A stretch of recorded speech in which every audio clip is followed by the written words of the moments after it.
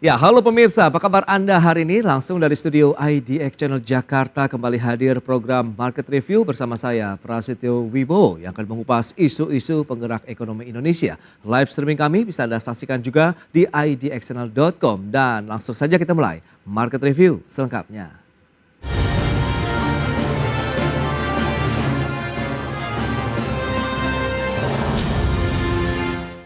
Ya, pemirsa, Bank Indonesia kembali mempertahankan suku bunga acuan BI Rate di level 6% pada bulan Oktober ini. Keputusan konsisten dengan arah kebijakan moneter untuk memastikan tetap terkendalinya inflasi pada tahun 2024 dan 2025 serta mendukung pertumbuhan ekonomi yang berkelanjutan.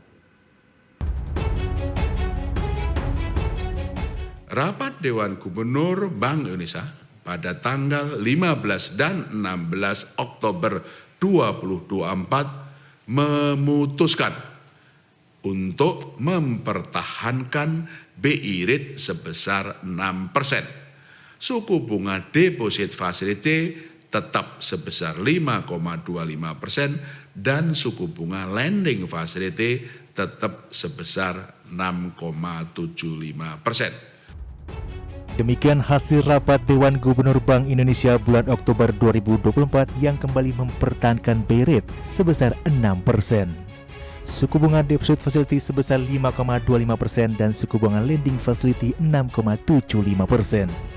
Keputusan ini konsisten dengan arah kebijakan moneter untuk memastikan tetap terkendalinya inflasi pada tahun 2024 dan 2025, serta mendukung pertumbuhan ekonomi yang berkelanjutan.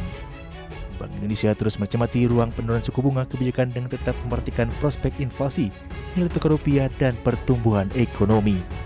Adapun kebijakan makroprudensial dan sistem pembayaran juga terus diarahkan untuk mendukung pertumbuhan ekonomi yang berkelanjutan, di mana relaksasi kebijakan makroprudensial terus ditempuh untuk mendorong kredit dan pembayaran perbankan kepada sektor-sektor prioritas pertumbuhan dan penciptaan lapangan kerja termasuk UMKM dan ekonomi hijau, dengan tetap memperhatikan prinsip kehati-hatian.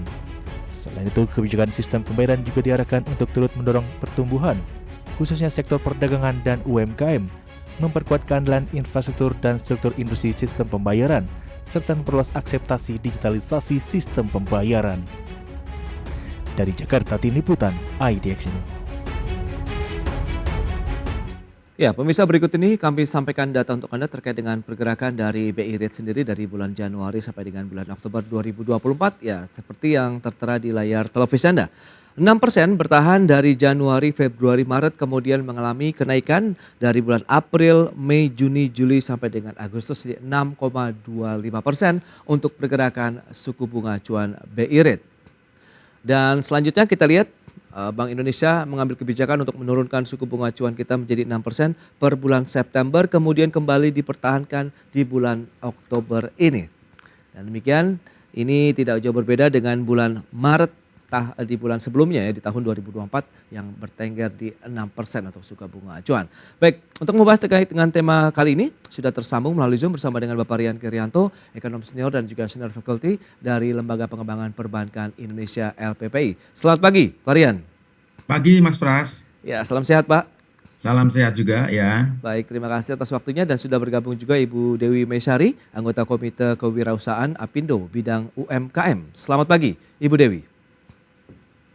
Pagi Mas Pras. Ya, salam sehat Ibu. Iya, pagi. Sehat alhamdulillah. Siap, baik, Harus terima terus kasih. optimis.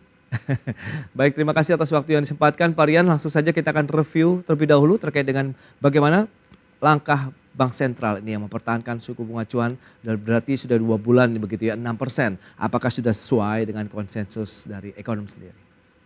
Oke, tempo hari waktu ada semacam polling ya, bagaimana guidance policy Bank Indonesia ke depan, terlihat suara yang terhimpun itu agak split ya. Tapi splitnya condong kepada bahwa dengan mempertimbangkan faktor eksternal, yaitu ketika indeks dolarnya itu melampaui atau meninggalkan thresholdnya yang 100, mayoritas mengatakan bahwa BI akan mempertahankan tingkat suku bunga acuan atau BI rate. Hanya sedikit yang memberikan prognosis bahwa rapat Dewan Gubernur Bank Indonesia kemarin akan menurunkan BI rate sebesar 25 basis poin. Pertimbangannya karena secara ekonomi domestik dilihat bahwa beberapa indikator utamanya itu menunjukkan pelemahan, sehingga perlu semacam insentif atau Oke. stimulus ya dari jalur moneter. Hmm. Tetapi karena pressure dari eksternalnya begitu kuat, maka rapat Dewan Gubernur BI menurut saya tepat dan sangat preemptif ya untuk menahan agar jangan sampai ke depannya itu pressure terhadap nilai tukar rupiah kita semakin besar, mengingat tekanan eksternalnya juga makin meningkat juga.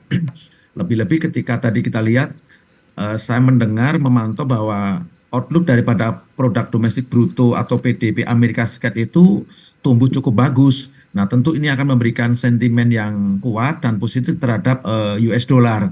Oleh karena itu, saya hanya bisa mengatakan rapat Dewan Gubernur Bank Indonesia kemarin yang untuk yang kedua kali mempertahankan BI rate di level 6% itu adalah langkah kebijakan yang tepat, presisi dan juga antisipatif ya gitu. Baik, baik. Nah, dari kalangan dunia usaha, begitu Apindo melihat bagaimana dengan ditahannya suku bunga acuan BI rate ini, begitu Anda melihat dari sisi sektornya untuk UMKM sendiri, bagaimana nih, Bu Dewi? Halo, kami juga sama Ya, ya, cenderung positif menanggapi hal ini karena sebenarnya kan sepanjang tahun ini tuh BI rate itu cenderung stabil di level 6 sampai 6,25 ya. oke. Kalau kita lihat dari tahun 2020-an gitu itu sempat rendah banget di 4%. Nah, pelaku UMKM sendiri itu contoh paling sederhana keripik tempe ya. Oke. Keripik tempe ini kedelainya itu kan impor, Ya, ya. ya kan? Jadi secara tidak langsung ya, walaupun beli tempenya di pasar, tapi kedelainya itu impor. Aktivitas bisnis UMKM itu juga secara tidak langsung perlu kestabilan nilai tukar. Karena memang yaitu gejolak-gejolak dari bahan impornya, terus para pengrajin kita, para pembuat pakaian itu bahan-bahan itu kain emang nggak banyak yang impor juga Oke. gitu. Cuma ya selalu ada dilema seperti ini. Dampak sisi sampingnya adalah cost of fund jadi mahal. Nah, jadi kami ini kalau misalnya mau cari dana talangan, mau minjam, yang mana jatah kur itu sangat sedikit gitu ya, pasti kita harus pergi ke commercial source. Nah, di sisi itunya tuh pengen punya harapan juga gitu. Ini cost of fund bisa diturunin nggak ya? Gitu karena mereka juga Oke. bergerak mengikuti si BI acuan bunga Bank Ya, Indonesia ini gitu. benar-benar. Jadi ya Tapi lebih enak kalau dari cost of hmm, fund ya lebih enak sebelum pandemi ya kan. betul Bu Dewi. Tapi 6% sendiri sebenarnya bagaimana kalau dari kalangan pelaku usaha sendiri begitu? Cukup nyaman tidak sih? Ya masih belum mencekik Ah, sih oke. ya. Tapi karena sekarang daya beli menurun ya, mengejar omset, mengejar revenue itu sekarang jauh lebih sulit. Oke, ya, ya. Jadi yang sebenarnya itu cost of fund-nya masih oke lah gitu ya. Tapi karena penghasilannya, pendapatannya ini makin susah, profit margin makin tipis, secara relatif jadi terasa mahal gitu, ngerti nggak? Jadi kayak, Hmm, jadi situasi ini sih yang tentu Oke. ada harapan mudah-mudahan tetap sektor keuangan bisa bekerja dengan lebih efisien sehingga spread margin yang mereka ambil itu ya bisa diturunkan karena kami memonitor juga beberapa bank global itu bisa memberikan cost of fund yang lebih murah daripada bank-bank di Indonesia gitu ya. Itu dia. Nah, ini menarik Pak Rian, lantas bagaimana dengan tadi informasi yang sudah disampaikan? 6% ternyata memang ya masih belum memberikan rasa nyaman nih bagi pelaku dunia usaha khususnya UMKM begitu. Kalau kita coba tarik lagi ke belakang yang sempat memang di bawah 6%, 5%, 4% begitu Pak Rian. Anda melihatnya bagaimana? Apakah memang sementara ini menjadi suatu hal yang ya pilihan yang tepat begitu 6% meskipun ada ruang lagi untuk diturunkan nantinya? Kalau berbasis current condition ya Hmm, atau jangka pendek, memang kebutuhan untuk menjaga kestabilan nilai tukar rupiah itu menjadi prioritas ya. Oke. Makanya sekarang ini stance dari Bank Indonesia itu condong untuk pro stability. Hmm, Pro stability itu adalah bagaimana menjaga nilai tukar agar jangan terlalu volatile, oke. jangan terlalu fluktuatif. karena itu yang dikehendaki oleh teman-teman pelaku bisnis, baik itu dari sisi eksportir maupun dari sisi importir. Jadi jalan tengahnya itu. Tetapi going forward kalau memang semua leading indikator ekonomi kita itu terjaga dengan baik, PDB-nya tumbuh sesuai dengan ekspektasi, inflasinya juga manageable, kemudian beberapa faktor eksternal seperti the Fed nanti juga akan cepat atau lambat akan menurunkan suku bunga lagi, diikuti oleh bank-bank sentral negara lain. Saya yakin ini hanya soal waktu, Bank Indonesia akan terus menurunkan suku bunga sehingga mungkin di tahun depan standingnya atau standnya akan berubah dari pro stability menjadi pro growth. Meskipun sebetulnya kalau kita cermati di narasi yang disampaikan Bapak Gubernur Bank Indonesia kemarin itu, BI juga sebetulnya memberikan guidance policy yang sifatnya itu mix atau bauran kebijakan. Dari sisi kebijakan suku bunga, memang kecenderungannya adalah mempertahankan stabilitas nilai tukar rupiah. Tetapi untuk membalance bagaimana sektor real bisa tetap growth, kemudian perbankannya juga tetap lending, maka dikasih insentif melalui jalur kebijakan makro prudensial. Seperti misalnya dari RIM, dari PLM, kemudian insentif-insentif ke pembiayaan sektor-sektor tertentu, kemudian juga di backup dengan payment system yang mengarah kepada tingkat efisiensi yang tinggi. Nah, itu semuanya adalah kombinasi atau campuran atau bauran policy yang di-guidance oleh Bank Indonesia untuk jangan sampai pelaku perbankan dan pelaku dunia usaha lalu pesimis, tetap harus optimis gitu. Itu secara central bank teknis ya, bagaimana Bank Indonesia tetap menjaga momentum pertumbuhan ini tetap berlanjut. Makanya judul rilisnya kalau nggak salah kan menyentuh mengenai narasi menjaga momentum pertumbuhan yang berkelanjutan seperti itu. Betul. Oke, itu dia. Pak Rian, kita akan lihat nanti seperti apa. Tapi memang Bank Indonesia sudah menetapkan BI rate 6% yang diharapkan bisa menjadi jangkar juga ya dari stabilitas nilai tukar rupiah. Bagaimana dengan inflasi? Kita bahas di segmen berikutnya. Kita akan jeda dulu sebentar. Dan pemirsa, pastikan Anda masih bersama kami.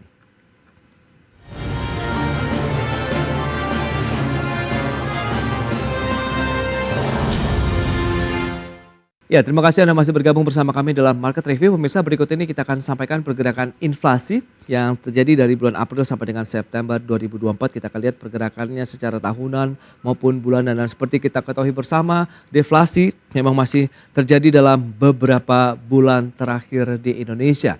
Terkait dengan pergerakan inflasi yang terjadi di bulan April sampai dengan September 2024. Ya, data selengkapnya bisa Anda saksikan di layar televisi Anda.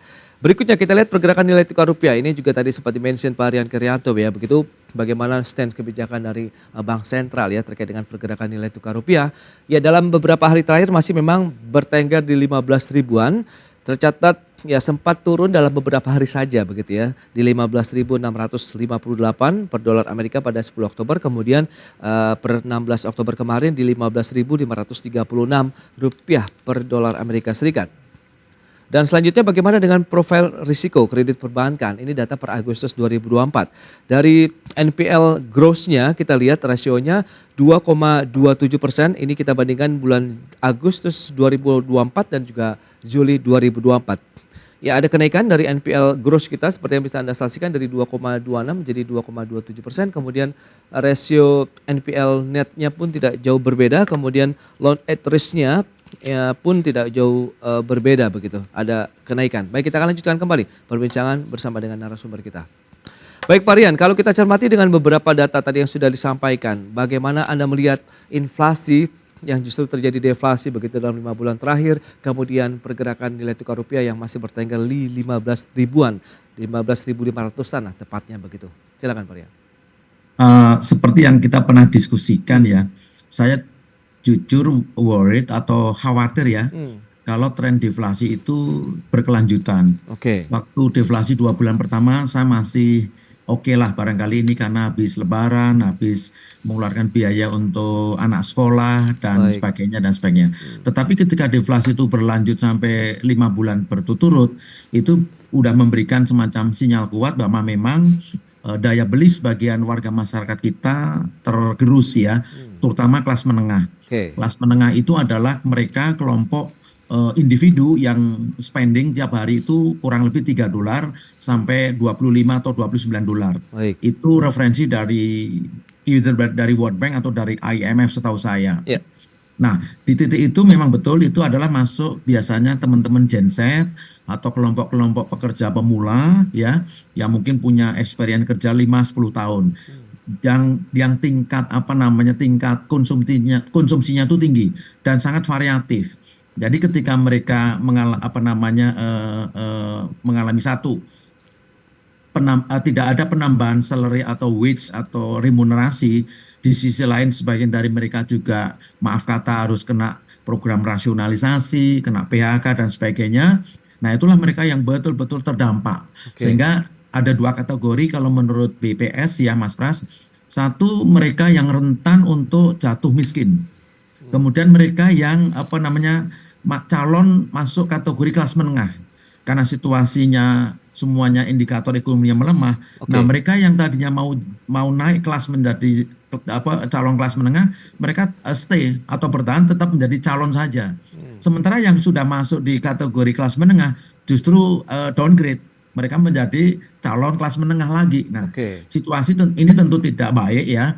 Makanya solusi yang saya ingin propose satu, dari sisi moneter memang prioritasnya adalah menjaga stabilitas nilai tukar rupiah. Oke, fine itu. Tetapi juga harusnya dibalance dari sisi fiskal mestinya. Di mana sisi fiskal harus memainkan peran lebih untuk menjaga agar purchasing power atau daya beli dari kelas menengah tadi tidak anjlok. Karena pengalaman di negara berkembang, pertumbuhan ekonomi negara-negara berkembang itu utamanya di backup oleh kelompok kelas menengah dengan tingkat konsumsi ya, bukan daya beli ya, dengan tingkat konsumsi yang begitu kuat. Karena banyak sekali permintaan-permintaan mereka dari yang betul-betul itu adalah masuk kategori kebutuhan real sampai yang hanya sekedar memenuhi keinginan ya. Nah, itu terjadi bukan hanya Indonesia, di Cina pun terjadi. Kelas menengahnya di sana juga jatuh karena ekonomi krisis, mengalami resesi, sehingga mereka juga pertumbuhannya melandai terus. Nah, ini kembali menurut saya kalau dari politik moneternya sudah on the track, tinggal dari sisi fiskalnya. Ya mohon maaf, ini sebentar lagi kita 20 Oktober ada serah terima jabatan presiden, kemudian mengakhiri tahun ini kita punya pemerintahan baru. Nah, ini titik kritis Mas Pras ya. Masa transisi ini harus betul-betul jangan sampai terjadi shock. Karena ini faktornya bukan melulu faktor ekonomi, tapi juga ada andil dari faktor politik yang sepanjang tahun ini kita terlalu heavy di area itu. Sehingga mohon maaf mungkin dari sisi ekonominya relatif tidak terfokus ke sana. Nah, saya juga concern ikut prihatin lah dengan teman-teman UMKM yang betul-betul terdampak. Saya kalau ke mall-mall, ke mana-mana tuh saya kadang-kadang ini semacam window shopping, saya lihat parkiran kosong, kemudian tempat-tempat kalau biasanya kita makan tuh harus reservasi, sekarang goso aja kita dapat tempat. Itu bagi saya sebagai ekonom, ini tanda-tanda pelambatan Mas Paras. Baik. Pak Rian, langsung saja kita konfirmasikan nih ke Bu Dewi, bagaimana sebenarnya kondisi real yang dialami begitu dengan kondisi tadi inflasi ataupun deflasi yang terjadi dalam 5 bulan terakhir, kemudian ada sempat menyebutkan adanya ya benar-benar penurunan daya beli masyarakat yang dirasakan langsung oleh pelaku usaha khususnya UMKM. Halo, Bu Dewi. Menyambung Pak Rian tadi ya bahwa sekarang yang sedang tercekik itu kan kelas menengah gitu. Nah, segmen pasarnya produk dan jasa UMKM itu ya kelas menengah, ya kan. Jadinya kelas menengahnya lagi krisis, pendapatannya turun, daya belinya turun, ya para UMKM sekarang memang sedang harus bekerja lebih keras lagi untuk bisa meraih omset tersebut gitu. Namun ada yang menarik, saya perhatikan data terkait income share highest 10% orang Indonesia dan juga ada 5 persentil ya, 20% sampai ke bawah, dari yang tertinggi sampai yang terbawah. Nah, 20% terbawah itu mengalami kenaikan income share, Mas. 20% teratas juga mengalami kenaikan income share. Nah, begitu yang di tengah-tengah income share-nya turun. Oke, oke. Nah, artinya makanya orang jadi bingung kan ya.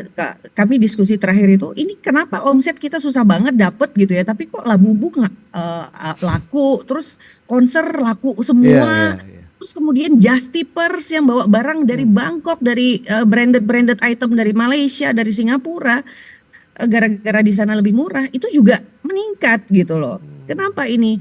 Nah, artinya yang punya uang banyak itu tuh jumlah orangnya juga naik gitu. Jumlah orangnya Oke. ada yang naik sehingga sebenarnya kalau mau ya produk UMKM itu memang perlu dibuat untuk masuk ke segmen premium. Namun lagi-lagi kompetensi pelaku UMKM Iya. untuk membangun narasi, untuk membangun brand agar terkesan eksklusif, untuk membangun persepsi bahwa ini bahwa barang premium kan juga butuh cuan juga. Nah, Yes. cuannya sekarang lagi nggak ada. Gimana ini? Oke, oke. Nah itu dia. Apakah sektor Masalah itu. pembiayaan nantinya bisa menjadi solusi, apalagi dengan suku bunga acuan yang masih tetap bertahan di 6%? Apakah selama ini juga ya sedikit memberikan ruang bagi ekspansi? Kita akan bahas nanti di segmen berikutnya, Bu Dewi. Kita akan jeda dulu sebentar ya. Varian kita akan jeda sebentar, dan pemirsa kami akan segera kembali sesaat lagi.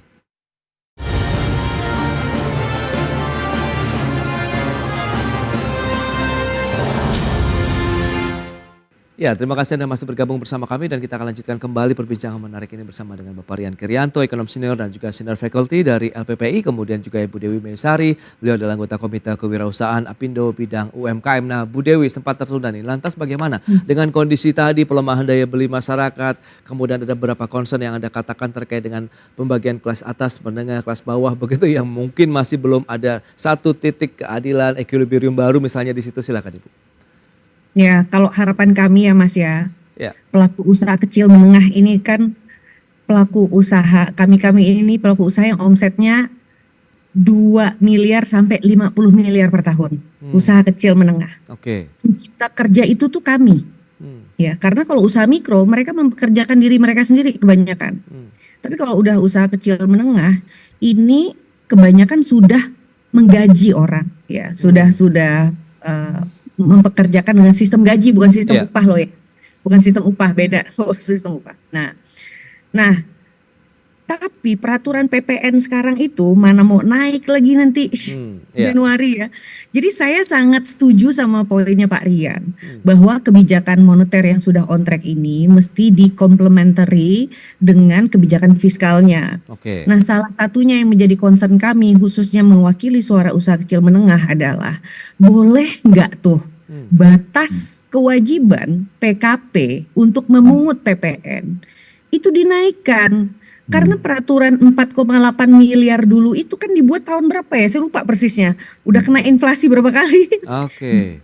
Udah tidak sesuai dengan kriteria UMKM yang baru berdasarkan peraturan pemerintah yang terkini tahun 2021 gitu. Itu dibuatnya dulu pakai Undang-Undang nomor tahun 2008, nomor 8 tahun 2008. Undang-Undang nomor 20 tahun 2008. Baik. Nah, jadi mesti di-alignment-kan lagi nih gitu. Yang dulu udah dianggap kecil, yang dulu udah dianggap menengah, itu tuh sekarang dianggap kecil. Nah, si kecil ini jadi susah mau naik ke kelas menengah gara-gara baru omset 5M aja udah disuruh mungut PPN. Ya. Dan ketika B2B ya Mas ya, ketika B2B kliennya usaha kecil itu tuh another small business, Oke. another medium business. Jadi kita saling naikin harga nih, duitnya nggak ke kita, tapi bikin transaksi antar pelaku usaha UKM jadi semakin nggak efisien. Nah, adil nggak tuh dinaikin ya 11% aja? Sebenarnya kami ini udah megap-megap ya, karena bikin transaksi jadi nggak efisien gitu ya. Jadi Oke. makin di tengah tekanan seperti ini. Ya, Baik, harapan kami ya, pertama penundaan kenaikan 12% itu PPN. Yang kedua adalah kriteria batas wajib PKP, wajib jadi pemungut PPN 4,8 miliar ini perlu dinaikkan setidaknya sampai 15 miliar agar sesuai dengan kriteria usaha kecil yang baru, sesuai dengan PP UMKM yang terbaru. Jadi align secara kerangka regulasi. Minimal si kecil ini loh yang daya belinya lagi kayak U terbalik ini ya. 3-4 Oke. tahun terakhir kalau kita lihat datanya lagi tersiksa banget. Jangan disusah-susahin supaya bisa naik kelas lebih mudah, lebih lebih bisa bernafas dan lebih mudah naik kelas ke kelas menengah gitu. Oke, Itu sih oke. kalau kami Baik, ya. Ibu Dewi. Pak Kita Rian, nah lantas bagaimana kombinasi kebijakan seperti apa? Kalau Anda katakan tadi kan memang ada kolaborasi fiskal, moneter begitu. Sementara BI sudah mencoba untuk menjaga tadi pembangunan ekonomi berkelanjutan dengan tons yang tadi sudah disampaikan 6% ditahan suku bunga acuan BI rate kita. Nah, Anda melihat bagaimana nih supaya win-win solution juga nih? Menurut saya ini kan ada forum yang sangat strategik dan ideal ya untuk bisa menjembatani tadi concern-concern dari teman-teman pebisnis Oke. khususnya untuk kelompok UMKM ya atau middle class ini yaitu melalui jalur KSSK, Komite Stabilitas Sistem Keuangan, Ya. di mana membershipnya adalah Kementerian Keuangan dan juga Bank Indonesia, ditambah dengan OJK dan LPS. Tapi spesifik saya ingin address untuk Bank Indonesia dan Kementerian Keuangan sebagai otoritas fiskal. Tadi mengulang statement saya sebelumnya bahwa dari sisi kebijakan moneternya sudah dikerjakan dengan baik ya. Nah Oke. sekarang tinggal dari sisi fiskal policy-nya. Tinggal 3 bulan ini bagaimana lihat kita postur APBN kita. Apakah masih ada space atau ruang untuk memberikan semacam insentif ya stimulus dari jalur fiskal. Salah satunya adalah dari jalur tadi relaksasi pengenaan tarif pajak. Apakah itu PPN bla bla bla spesifik untuk teman-teman UMKM. Oke. Sebetulnya itu masih masuk diskresi kebijakan dari Kementerian Keuangan, IQ Direktorat Jenderal Pajak ya. Ya. Tentu dengan melihat, menurut saya apa yang disampaikan Bu Dewi itu betul. Sekiranya lah, saya selalu menggunakan istilah matematika ekonomi. Ketika rate pajak untuk teman UMKM itu bisa di-adjust, tadi yang thresholdnya 4,8 miliar kemudian di-upgrade menjadi atau disesuaikan dengan kondisi sekarang ini, tentu ini memberikan satu kelonggaran nafas lebih panjang bagi teman-teman UKM sehingga mereka tetap running, mereka tetap beroperasi yang nanti ujung-ujungnya secara akumulatif, secara summary itu income dari tech akan tambah juga, akan besar juga. Jadi intinya gini, per individu pelaku UMKM saya berkorban, katakanlah ini saya menggunakan numerik rupiah, saya berkorban 10 rupiah ya, saya kehilangan pajak 10 rupiah. Tetapi karena UMKM itu terus bekerja bergulir dan memberikan multiplier effect yang luar biasa, terutama terhadap lapangan kerja, kan nanti ujung-ujungnya kalau UMKM itu bekerja optimal, saya kumpulan pajak yang saya peroleh dari teman-teman UMKM itu kan lebih besar ketimbang saya tetap mempertahankan threshold yang tadi sampaikan Bu Dewi tetap 4,8 miliar itu. Jadi logika matematika ekonomi ini yang kadang-kadang dalam situasi tertentu boleh dimainkan.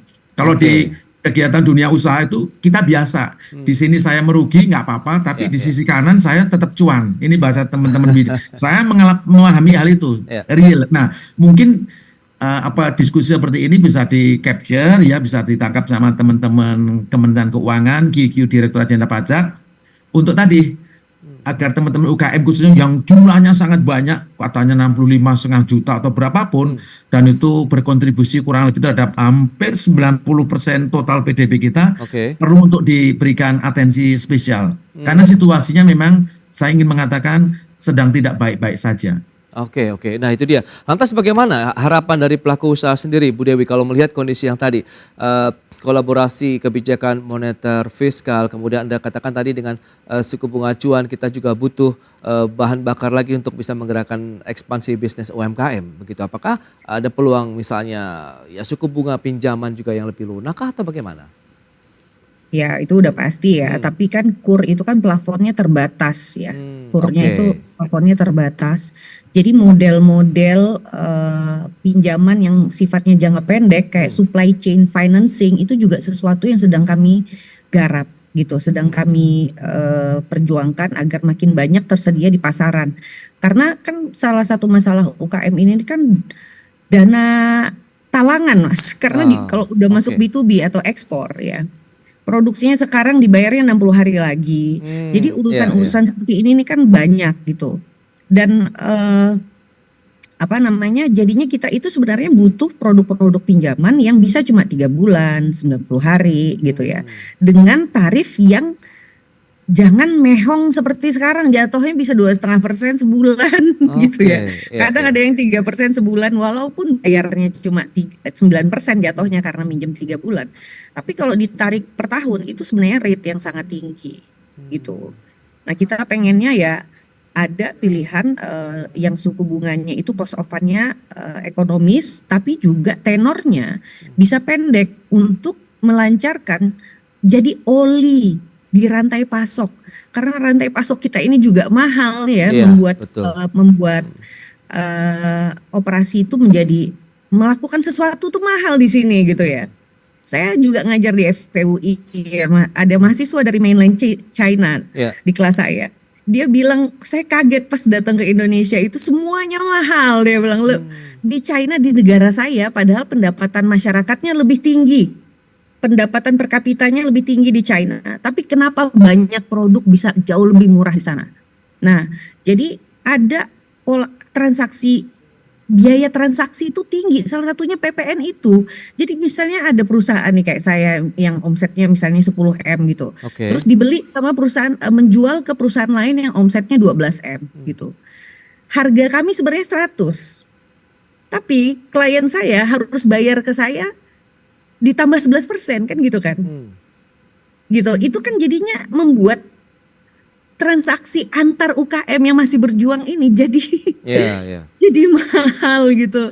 Iya, Nah, iya. jadinya buat apa, kan sayang 11% itu jangan anggap remeh ya. Dibayar dari klien ke kita itu kalau misalnya bisa Oke. diputerin untuk bonus karyawan, untuk promosi Betul, dan betul. lain-lain.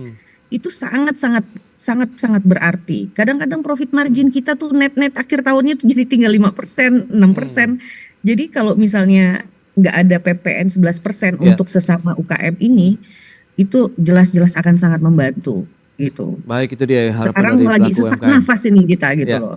Jadi Yes. biar bisa nafas dikit gitu, bisa nggak ya itu dinaikin, jadi batas wajib mungut PPN-nya itu tuh dinaikin jadi 15 M lah minimal gitu. Baik, baik. Itu dia beberapa Gitu sih. hal yang diharapkan memang bisa terwujud begitu dari masa transisi nanti kepemimpinan nasional kita begitu di sisa waktu Ya. terakhir dengan ruang fiskal yang juga diharapkan masih tetap tersedia begitu yang sampaikan Pak Rian Kirianto tadi. Baik, Pak Rian, Ibu Dewi, sayang sekali waktu terbatas ini. Terima kasih banyak atas diskusi yang sudah disampaikan, insight dan juga update terbaru ya terkait dengan kondisi dunia usaha dan juga dengan ditahannya suku bunga acuan BI Rate begitu di level 6%. Sampai berjumpa kembali dan salam sehat Pak Rian. Terima kasih Ibu Dewi.